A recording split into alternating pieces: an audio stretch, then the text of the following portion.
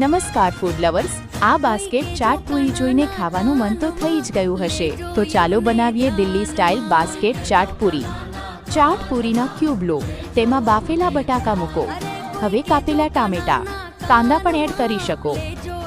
હવે કેપ્સિકમ, મરચા, બાફેલી મકાઈના દાણા, ચણાની દાળ, મરચા, મીઠું, લીંબુ અને પાણીની ચટણી, લીલા મરચા અને ધાણાની તીખી ચટણી. હવે આંબલી અને ગોળની ખાટી મીઠી ચટણી, ખાતું મીઠું દહીં પણ છે. બસ હવે ચાટ મસાલો ભભરાવો.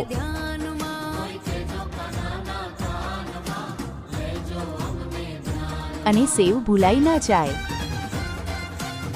છેલ્લે દાડમ અને સિંગ મૂકવાનું ના ભૂલી જતા.